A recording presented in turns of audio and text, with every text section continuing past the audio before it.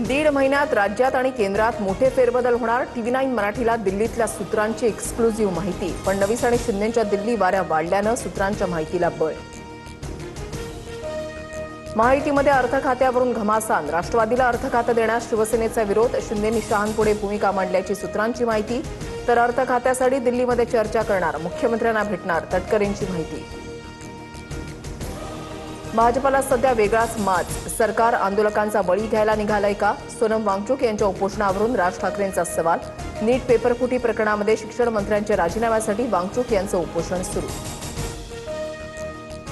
सोनम वांगचुक यांच्या उपोषणाचा आज 19वा दिवस। माझी प्रकृती फारशी चांगली नाही, पण खूप वाईटही नाही। उपोषण सोडायला सांगण्यापेक्षा 20 जुलैच्या मोर्चामध्ये सहभागी व्हा, सोनम वांगचुक यांचं आवाहन।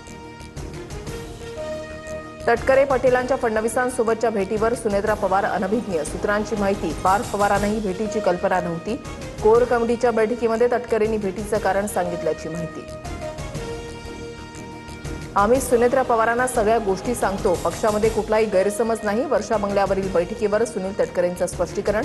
तर मतदारसंघातील कामांसंदर्भात चर्चा, राजकीय भेट नसल्याचा तटकरेंकडून दाखला।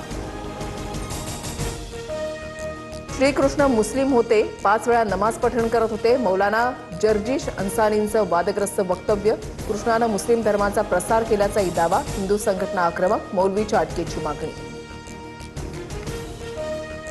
मुंबईच्या मालाडमध्ये जैन समाजाच्या पांढऱ्या पट्टीवरून मनसे आक्रमक। दफ्तरी रोडवरील पांढऱ्या पट्टीवर लाल रंग लावून मनसेकडून निषेध, तातडीनं कारवाई करण्याची मागणी।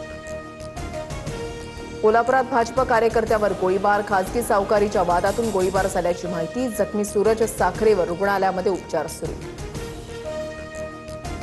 संत तुकाराम महाराजांच्या पालखीचा बारामतीतून सणसरकडे प्रस्थान। काटेवाडीमध्ये मेंढ्यांचं पहिलं रिंगण संपन्न। तर तरट गावाजवळ ज्ञानेश्वर माऊलींच्या पालखीचं पहिलं रिंगण। वारकऱ्यांची मोठ्या संख्येनं गर्दी।